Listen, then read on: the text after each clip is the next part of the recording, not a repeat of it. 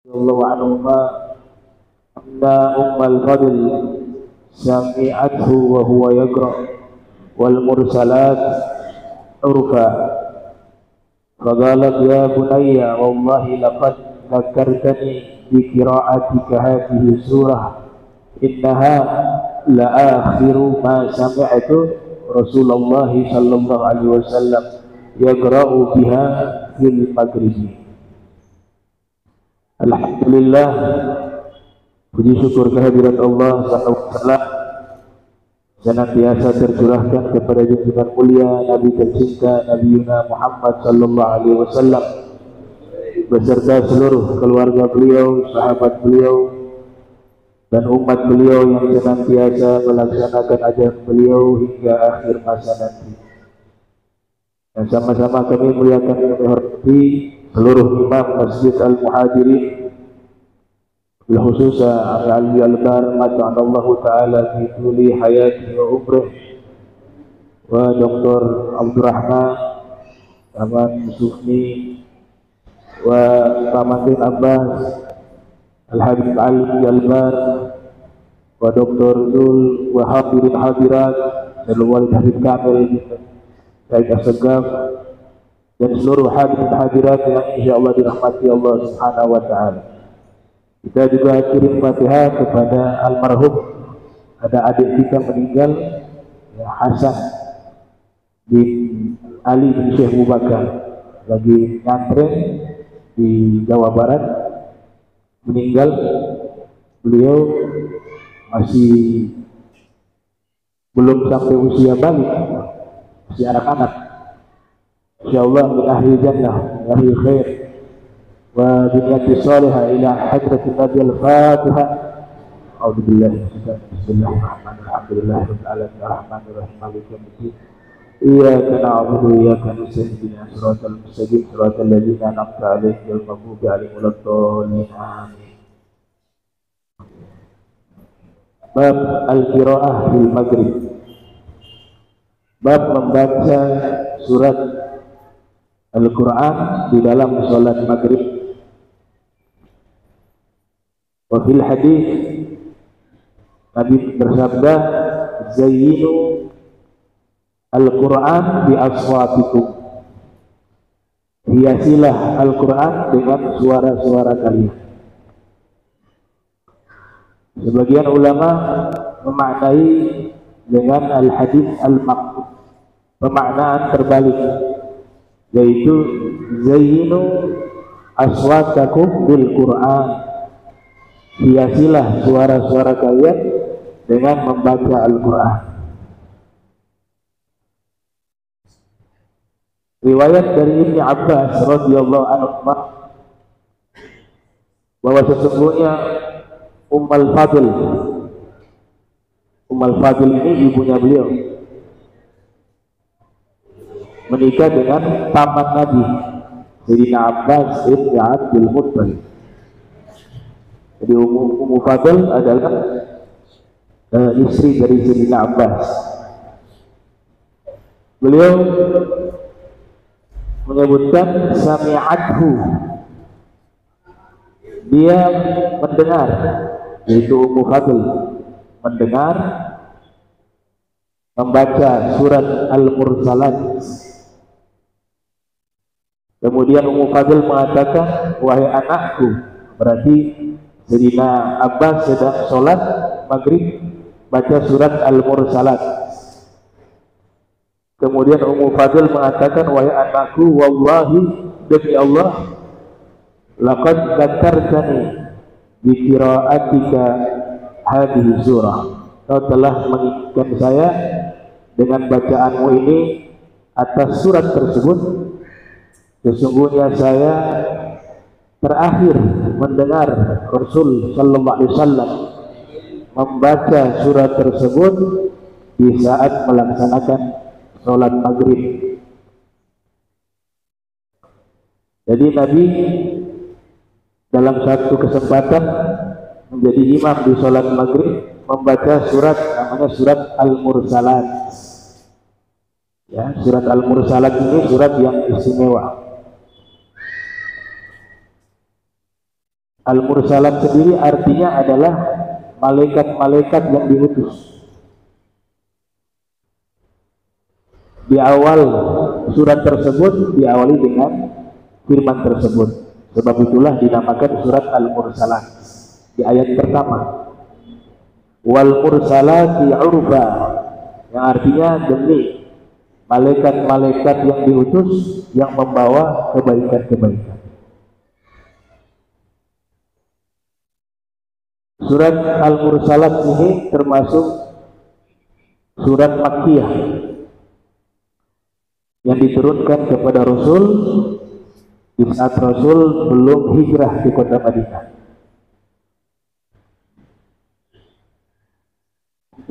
Kepada Rasul Sallallahu Alaihi Wasallam tepat di malam hari. Di malam hari diturunkan kepada Rasul Sallallahu Alaihi Wasallam di Mina, ya. Diturunkan di Mina.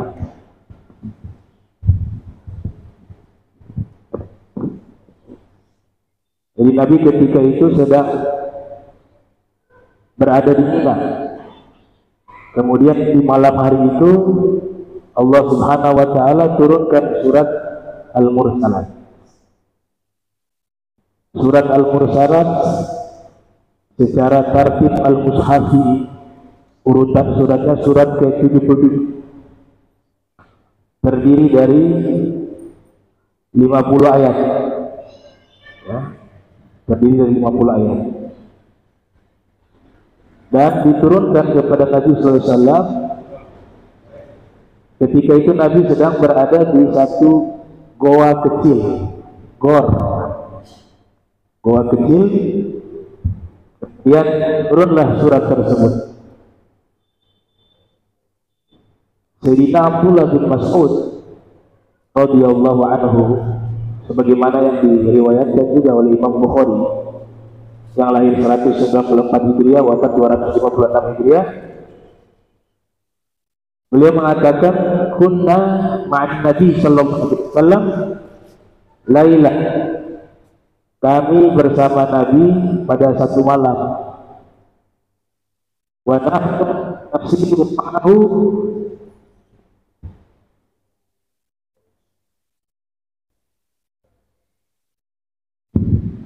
dan kami berjalan bersama Rasulullah sallallahu alaihi wasallam, nahnu nasiru ma'ahu hatta awayna ilal ghar, hingga kami menetap di satu goa di Mina, yang ada di Mina. Fa'anzalat alaihi surat Al-Mursalat, kemudian saat itulah diturunkan surat Al-Mursalat. Sampai sekarang lokasinya itu diketahui oleh orang banyak. Di mana posisi goanya itu, kita pernah ziarah di situ dulu. Walaupun tidak sampai ke dalam, ya. Dia dekat dengan Masjid Khaif namanya. Nah, disitulah diturunkan surat Al-Mursalat secara utuh, 50 ayat kepada Nabi Sallallahu Alaihi Wasallam. Nah, sehingga ulama menamakan juga dengan surat goa, karena surat tersebut diturunkan ketika Nabi berada di dalam goa. Nah, goa kalau menggunakan kata gor dalam bahasa Arab dengan ada yang namanya kahfun, itu artinya goa juga. Itu maknanya kalau gor maka nun dayyiq, tempatnya sempit, kecil, itu disebut goa kecil.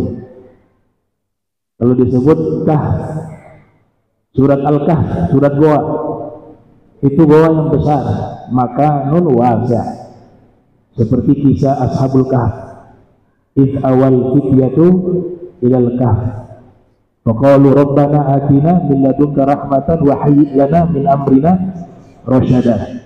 Itu goa yang besar disebut kahf, goa kecil disebut gor. Nah, sebab itulah Nabi yatahannas, Nabi beribadah di goa Hira. Goa Hira kecil, Begitu juga tempat beliau ketika hijrah bersembunyi di Goa Tur, juga kecil.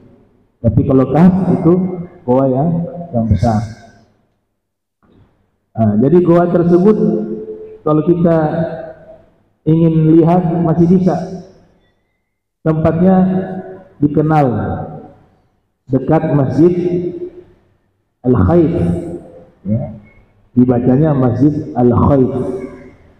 Nah, masjid tersebut Nabi sebelumnya belum jadi masjid, Nabi sholat di situ. Ada sahabat namanya Yazid bin Aswad. Beliau menyebutkan ayah beliau menjadi saksi.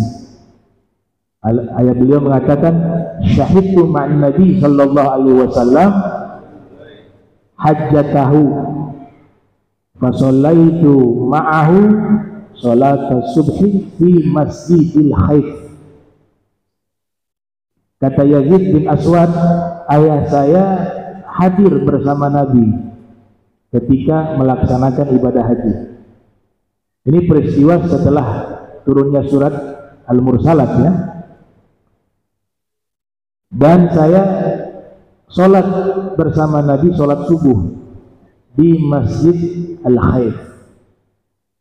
Jadi Nabi selalu mengambil tempat yang sama ketika sholat di lokasi tersebut. Ternyata ada rahasianya. Kenapa Nabi selalu sholat di tempat itu? Sebab tempat itu pernah menjadi tempat sholat 70 orang Nabi. Syaraful makan, kemuliaan tempat. Tempat itu tempat biasa saja, tapi ketika para nabi sholat di situ menjadi tempat yang istimewa. Makanya Nabi kita Muhammad sallallahu alaihi wasallam, beliau juga sholat di tempat tersebut yang nanti dibangun masjid namanya Masjidul Khaif. Al-Imamul Baihaqi yang lahir tahun 384 Hijriah, beliau menyebutkan di dalam kitab Sunan beliau. Kitab Sunan beliau termasuk yang lengkap, kurang lebih ada 11 jilid. Judulnya As-Sunanul Kubra, ditulis oleh Imam Al-Baihaqi yang lahir tahun 384, wafat 458 Hijriah. Beliau meriwayatkan Rasulullah sallallahu alaihi wasallam bersabda, "Shalla fi Masjidil Khaif sab'una nabiyya." Telah sholat di Masjid Khaif 70 orang nabi. Nah, makanya orang-orang yang saat ini sedang melaksanakan ibadah haji nanti, ini Masjid Khaif ini hanya dibuka waktu musim haji. Selain musim haji dikunci. Makanya kesempatan bagi orang yang melaksanakan ibadah haji, kalau mereka bisa tahu sejarah ini, pasti akan mendatangi tempat tersebut. Adanya di Mina, kan tempat mabit. 70 orang para nabi sholat di situ, kata Rasul. Dan ketika Rasul bersabda demikian, Nabi mengatakan, saya melihat Nabi Musa juga hadir di tempat ini dengan pakaian ihramnya, kata Rasul sallallahu alaihi wasallam, di atas kendaraannya. Nah, surat Al-Mursalat ini memiliki keistimewaan yang luar biasa. Di antaranya adalah siapa yang membaca, dalam satu riwayat, man qara'a surat Al-Mursalat wa huwa fi muhakamah inda qadin awwalin nasarahu Allahu ala khasmihi, yang artinya siapa yang membaca surat Al-Mursalat di saat dia menghadapi satu kasus di pengadilan di hadapan hakim, maka Allah akan memenangkan dia terhadap musuhnya. Kalau dia posisinya memang benar. Kalau posisinya salah, ya tetap salah. Gak mungkin Allah berpihak kepada sesuatu yang salah. Maknanya itu amalan ini dibaca bagi orang yang memang terzolimi. Dia tidak salah, tapi dijadikan tersangka di pengadilan. Salah satu fadilah surat Al-Mursalat adalah Allah memenangkan dia ketika dia membaca surat tersebut sebelum naik ke sidang di hadapan hakim. Itu fadilah surat Al-Mursalat. Nah, surat Al-Mursalat ini Nabi baca biasanya di sholat maghrib. Makanya di dalam kitab Mukhtasar Sahih Al-Bukhari dibuat bab namanya Babu Al-Qiraati fil Maghribi, bab membaca surat Al-Quran di sholat maghrib, surat Al-Mursalat. Dan kenangan dari Ummu Fadl mengatakan bahwa inilah surat yang terakhir saya dengar Nabi membacanya di saat melaksanakan sholat maghrib. Kata Ummu Fadl, An Zaid bin Thabit radhiyallahu anhu qala, sami'tu Rasulullah sallallahu alaihi wasallam yaqra'u fil maghribi bitula atulayain.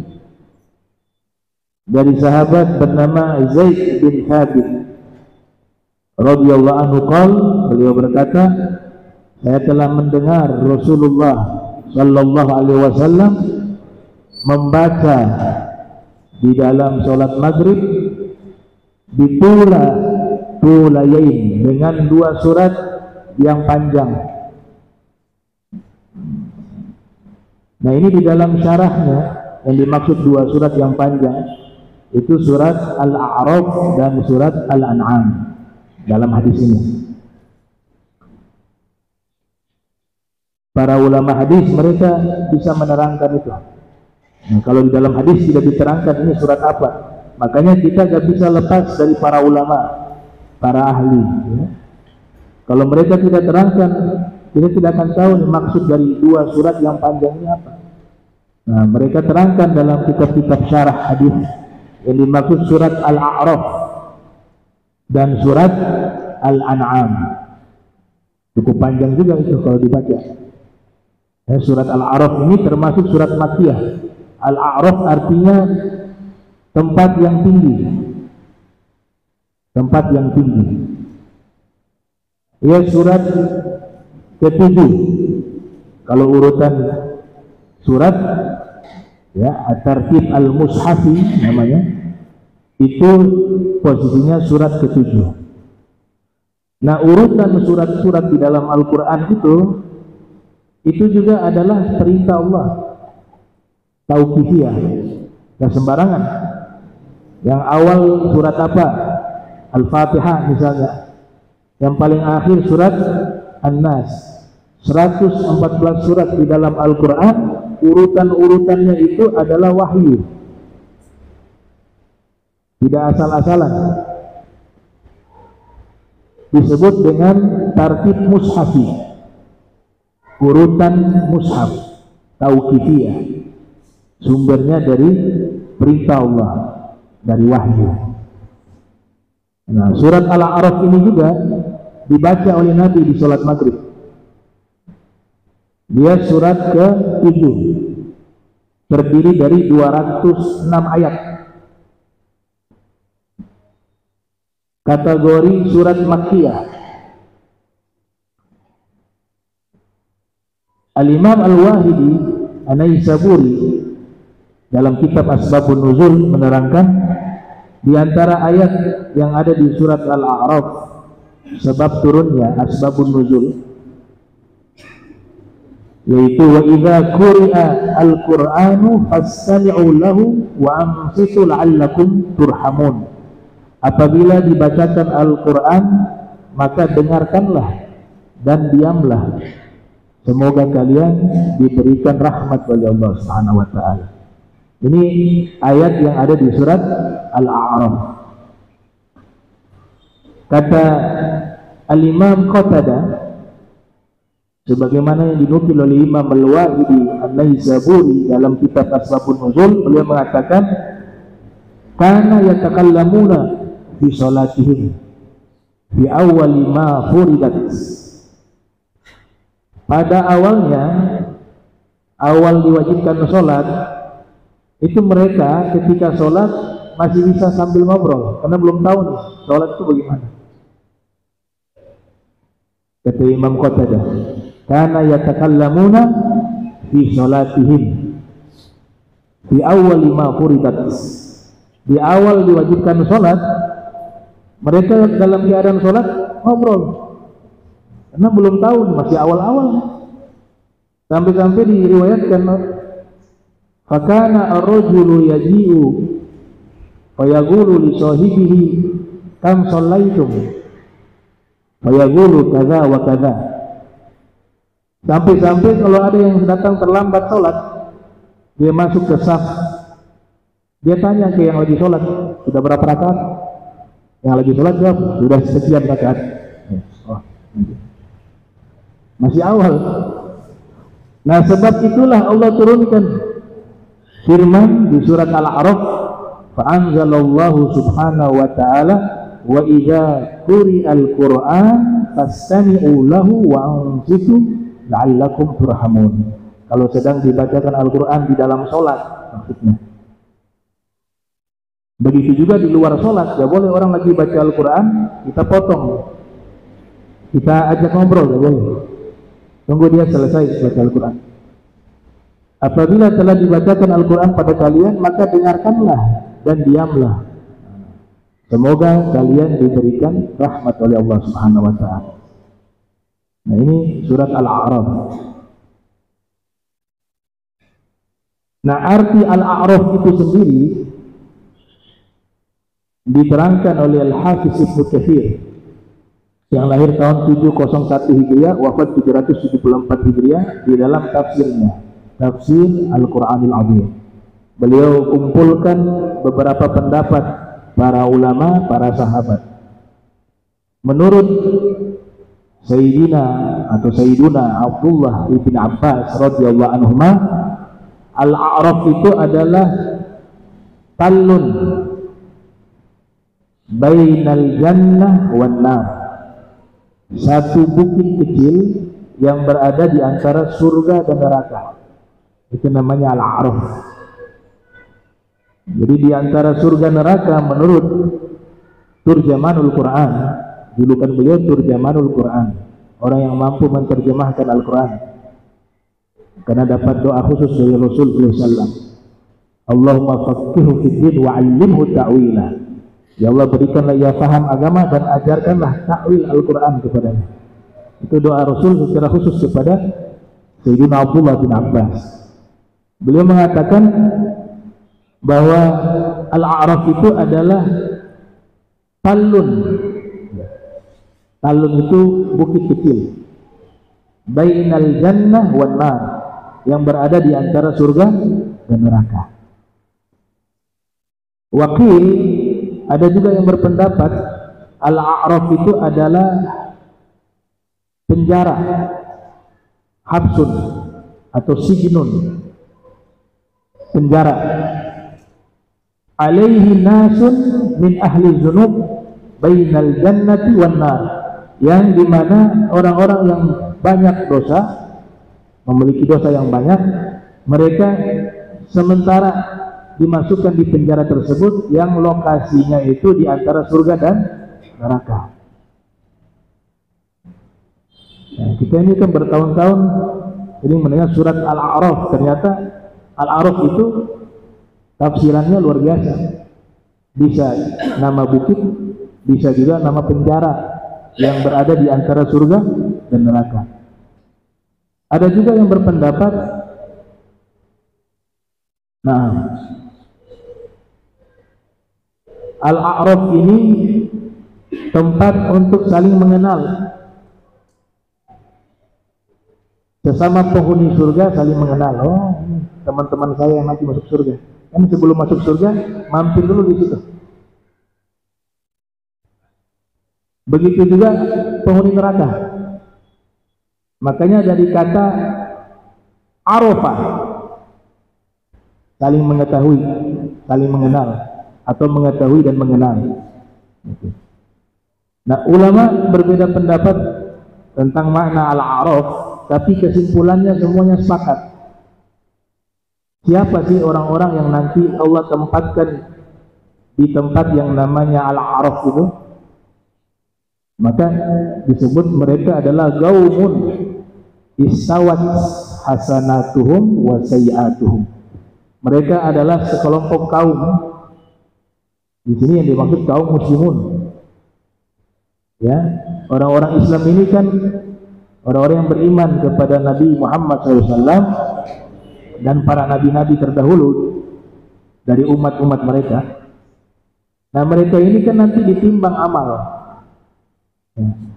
Kalau orang kafir sudah gak ditimbang-timbang amal lagi, langsung. Itu keyakinan kita, ya, akidah kita. Tapi kalau seorang itu dia beriman, masih ditimbang, namanya ditimbangan mizanul amal, timbangan amal.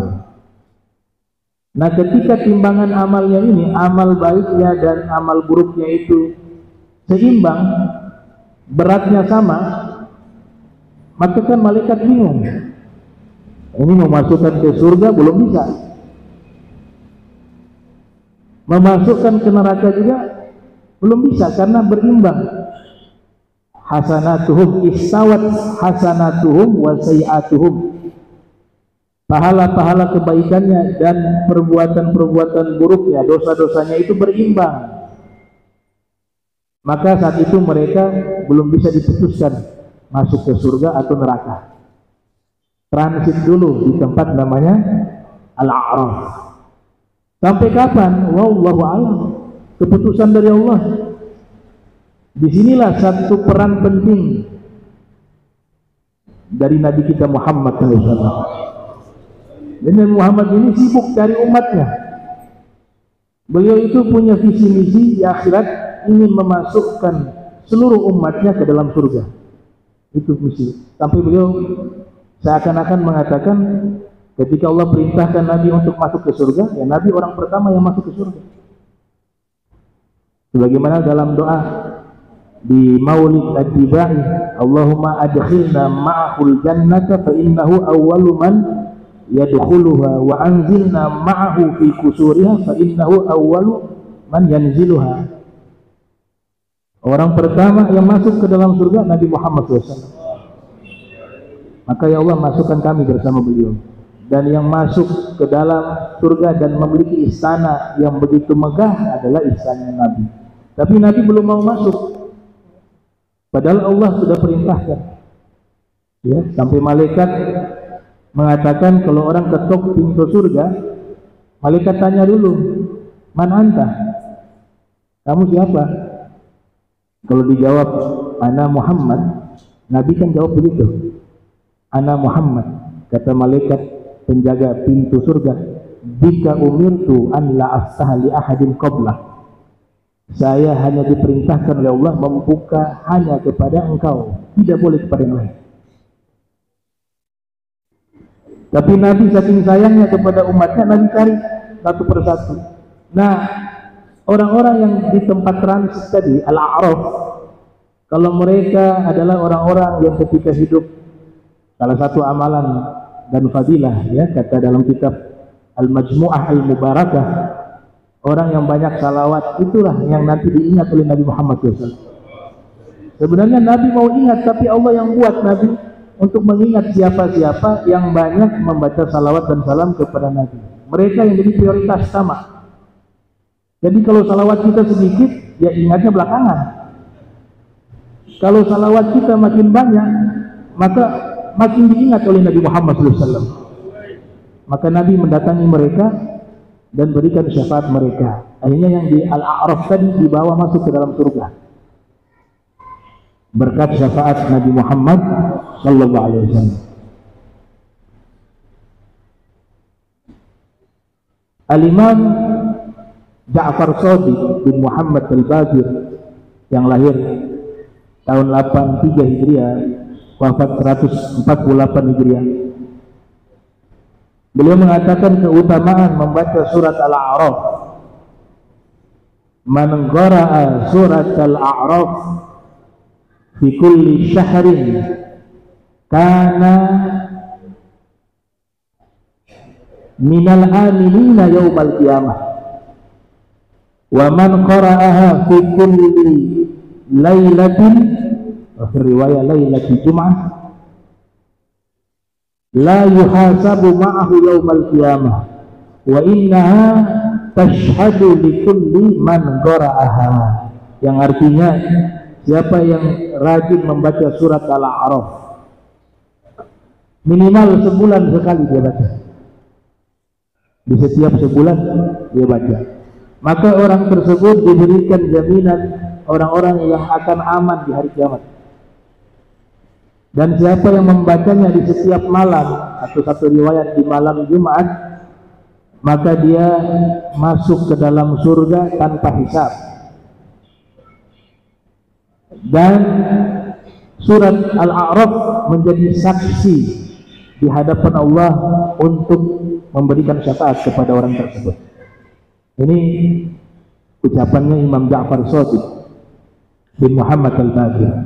Nah, surat Al-A'raf ini sering dibaca oleh Nabi Muhammad SAW ketika beliau melaksanakan sholat maghrib. Surat yang kedua, surat Al-An'am. Surat Al-An'am ini termasuk surat Makkiyah, sekitar terdiri dari 165 ayat. Dia surat ke-6 di dalam Al-Quran. Dinamakan Al-An'am karena di dalam surat tersebut menceritakan tentang hewan-hewan ternak. Al-An'am artinya hewan-hewan ternak. Kenapa hewan-hewan ternak disebut dengan Al-An'am yang akar katanya dari kata nikmat, ni'mah? Karena ketika memakannya itu nikmat, maka diambil dari kata ni'mah. Kemudian di surat Al-An'am ini juga diceritakan orang-orang kafir Quraisy, ya, yang ada di Makkah pada waktu itu. Mereka menghalangi orang-orang yang ingin beriman kepada Nabi Muhammad SAW. Dihalangi, terutama orang-orang pendatang, karena kota Makkah menjadi pusat perdagangan, pusat kebudayaan, pusat keagamaan di masa itu. Dari di Jazirah Arab punya agenda rutin, mereka akan datang berkumpul di situ. Ada yang berdagang, ada yang ibadah, ada yang tukar menukar budaya lewat syair-syair. Pendatang yang datang ketika melihat Nabi pasti jatuh hati. Semua orang yang pertama kali melihat Rasul pasti akan jatuh cinta.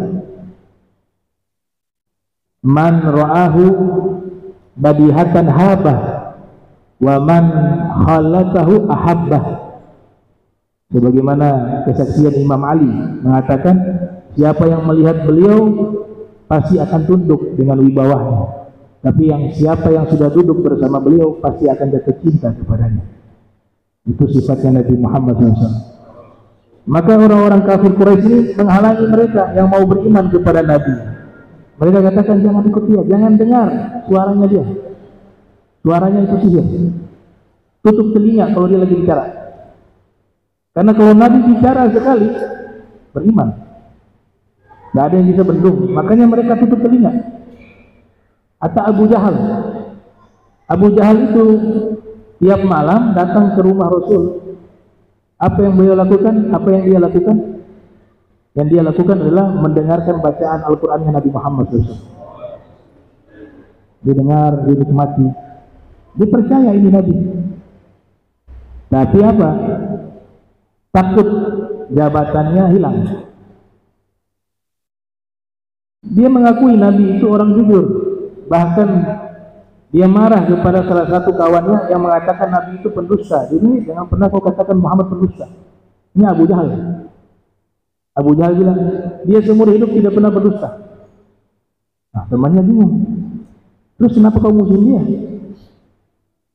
Apa karena dia seorang nabi palsu? Enggak, dia nabi yang benar. Apa dia akhlaknya buruk? Tidak, dia manusia yang paling baik akhlaknya. Aneh. Ini temannya pendatang, gak kenal Nabi Muhammad. Ngobrol sama Abu Jahal. Abu Jahal ngajak perang, untuk melawan Nabi Muhammad. Ketika temannya datang bilang, apakah dia pendosa? Enggak, dia orang yang sangat jujur. Apakah ahlaknya buruk? Dia ahlaknya paling baik. Ini terus kita musuh dia, kenapa? Kata Abu Jahal, semua jabatan sudah ada di mereka. Yang pegang Ka'bah mereka, Bani Hashim. Yang megang Siqayah mereka juga. Siqayah memberikan air Zam-Zam. Yang rifadah urus makanan umat mereka juga. Yang kepala suku mereka juga. Nah ini kalau ada lagi dari keluarga mereka, nanti selesai kita habis jabatan. Nah, berarti apa? Dia yakin betul dengan Nabi Muhammad SAW, tapi karena kecintaan terhadap jabatan dan duniawi itu menghalangi dia untuk beriman kepada Rasulullah SAW. Makanya dihalangi, setiap orang yang ingin ikut Nabi dihalangi oleh mereka. Turunlah surat tersebut, surat Al-An'am. Putra dari Imam Ali, namanya Al-Imam Muhammad bin Hanafiyah, meriwayatkan. Beliau mengatakan, nazalat fi kuffar Makkah, kanu yanhauna an-nasa an ittiba'i an-nabi Muhammadin sallallahu alaihi wasallam wa yataba'aduna bi anfusihim anhu. Jadi nukil juga Imam Suyuti yang lahir 849 Hijriah, wafat 911 Hijriah, di dalam kitab Lubabun Nuqul fi Asbabin Nuzul. Kata Imam Muhammad ibn Hanafiyah, putra dari Imam Ali, tapi dari ibunya Ummu Khawlah, bukan Sayyidah Fatimah. Ya, Sayyidina Ali setelah Sayyidah Fatimah meninggal, beliau menikah. Di saat Sayyidah Fatimah masih hidup, tidak menikah. Sayyidah Fatimah wafat, menikah dengan beberapa orang. Salah satu yang menjadi ulama besar, putra beliau namanya Al-Imam Muhammad bin Hanafiyah. Itu putranya Imam Ali. Nanti anak turunannya itu jadi ulama-ulama besar semua. Di antaranya Syekh Abdul Wahab Sya'rani, itu turunannya. Saking Imam Muhammad bin Hanafiyah ini dididik oleh Sayyidina Ali untuk menghormati saudaranya Imam Hasan wal Husain. Enggak pernah manggil nama, ya Hasan ya Husain. Selalu dipanggil dengan gelar penghormatan. Wahai putranya Rasul. Dan setiap kali makan, karena pernah satu rumah dengan Imam Hasan atau Imam Husain, setiap kali makan mereka gak berani memulai makan sebelum adanya Imam Hasan dan Husain.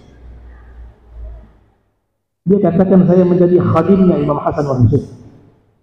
Ada yang coba provokasi kepada beliau, ya, sedikit Imam Muhammad bin Hanafiyah.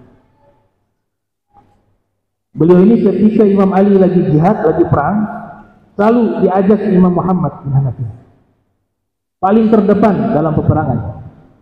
Imam Hasan dan Husain disuruh jangan ikut perang. Akhirnya ada beberapa orang coba memprovokasi, bilang itu ayahmu pilih kasih, lebih sayang, lebih cinta kepada Imam Hasan dan Husain. Kamu bagaikan anak tiri. Jadi ada yang coba memprovokasi. Apa kata beliau? Innal Hasan wal Husain, sesungguhnya Hasan dan Husain itu adalah dua mata ayah saya. Wa inni, dan saya adalah kedua tangan ayah saya. Tugas kedua tangan menghalangi serangga untuk mengganggu matanya. Jadi beliau tahu betul saya ini memang disiapkan untuk menjaga, menghormati, mencintai Imam Hasan wal Husain. Ditanya, kenapa kalian harus muliakan Imam Hasan wal Husain padahal kalian sama-sama berasal dari ayah yang satu, Imam Ali. Kata Imam Muhammad Al-Hanafi, ini bahasa orang-orang mahabbah, orang-orang yang hatinya bersih. Beliau mengatakan, memang benar saya dengan Imam Hasan dan Husain berasal dari ayah yang sama, Imam Ali. Tapi saya memuliakan mereka karena ibu kami berbeda. saya terlahir dari ibu saya bernama Ummu Khawlah, seorang wanita solehah, wanita biasa. Sedangkan ibunda Al-Hasan Al-Husain adalah putri tercinta Rasulullah Muhammad SAW. Bagaimana mungkin saya mau menyamakan diri saya dengan mereka? Itu Muhammad Al-Hanafiyah. Jadi beliau meriwayatkan bahwa surat Al-An'am diturunkan untuk menceritakan orang-orang kafir Quraisy yang setiap saat menghalangi orang-orang yang ingin beriman dan mengikuti Nabi Muhammad SAW. Turunlah surat Al-An'am.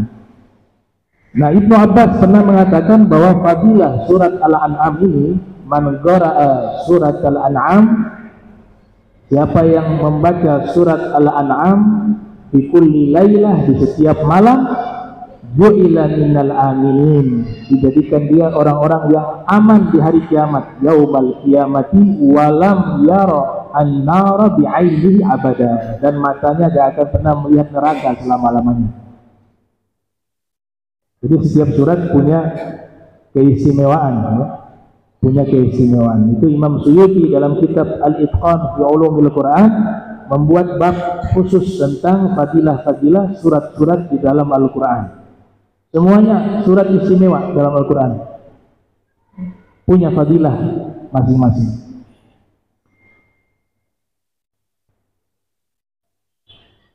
An Jubair bin Mut'im radhiyallahu anhu qala sami'tu Rasulullah sallallahu alaihi wasallam yaqul fil maghribi bitur. Dari Jubair bin Mut'im mengatakan, saya mendengar Rasulullah sallallahu alaihi wasallam membaca Al-Quran di sholat maghrib. Yang beliau baca adalah surat At-Tur. Ada surat namanya surat At-Tur. At-Tur ini artinya bukit, bisa juga diartikan Jabalun Azim, gunung yang besar, namanya At-Tur. Ya, surat Makkiyah juga.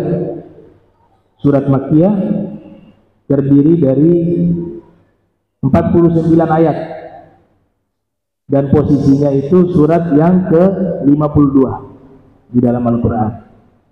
Yang dimaksud At-Tur di sini adalah satu bukit atau satu gunung, namanya Bukit Sinai. Bukit Sinai ini kan tempat Nabi Musa berkalam dengan Allah. Wa kallamallahu Musa taklima. Itu di tempat tersebut. Tingginya hampir 2000 meter lebih. Hasil riset seorang sejarawan Islam dan ahli geologi dan geografi, namanya Syekh Yaqut Al-Hamawi, di dalam kitab Mu'jamul Buldan, beliau menyimpulkan bahwa Bukit Sinai ini berada di wilayah Mesir. Berada di wilayah Mesir dan memiliki beberapa nama: Bukit Sinai, Gunung Sinai, dan juga ada yang menamakan Gunung Nabi Musa, Jabal Nabi Musa, karena di tempat itulah Nabi Musa berkalam dengan Allah Subhanahu wa taala. Wa kallamallahu Musa taklima. Nah, bukan Allah ada di situ, kan? Itu tempat untuk Nabi Musa, bukan tempat untuk Allah. Kita harus menguatkan akidah kita, akidah ahli sunnah wal jamaah, yang meyakini Allah ada tanpa butuh kepada tempat, dan Allah tidak bertempat, sebagaimana pernyataan Imam Ali bin Abi Thalib ketika ditanya oleh orang Yahudi, "Aina Allah?" Di mana Allah? Maka Imam Ali menjawab, "Innalladzi ayyana aina fala yuqalu lahu aina." Dia Allah yang menciptakan di mana, maka tidak layak mengatakan Allah di mana. Kaifa Allah? Bagaimana itu Allah? Wujudnya seperti apa? Innalladzi kayyafa kaifa fala yuqalu lahu kaifa. Dia Allah yang menciptakan bagaimana, maka tidak layak mengatakan Allah bagaimana. Ini akidahnya Imam Ali bin Abi Thalib, dan ini akidahnya Nabi Muhammad SAW. Mentanzih Allah sesuci-sucinya. Tidak dikasih ruang Allah disamakan dengan makhluk sekecil apapun itu. Tanzih. Subhanallah, maha suci Allah. Jadi hal yang sama ketika Nabi Mi'raj, sebagian salah memahami bahwa Nabi bertemu dengan Allah di tempatnya Allah, seakan-akan Allah menanti kedatangan Nabi. Hasya wa kalla, itu tempatnya Nabi Muhammad SAW, bukan tempatnya Allah. Nabi Musa ketika berkalam dengan Allah, itu tempatnya Nabi Musa, karena Nabi Musa makhluk terikat dengan tempat, tapi itu bukan tempatnya Allah. Wa kallamallahu Musa taklima. Nah, Nabi Musa berada di tempat tersebut. Itulah yang dinamakan surat At-Tur, Bukit Sinai. Bukit Sinai ini dijadikan nama surat At-Tur. Ada riwayat mengatakan fadilahnya adalah man qara'a surat Tur jama'allahu lahu khairat dunya wal akhirah. Siapa yang rutin membaca surat At-Tur, Allah Ta'ala akan menghimpun baginya kebaikan dunia dan akhirat. Nah, ini surat-surat yang dibaca oleh Nabi Muhammad Sallallahu Alaihi Wasallam ketika melaksanakan sholatul maghrib. Terakhir saya tutup,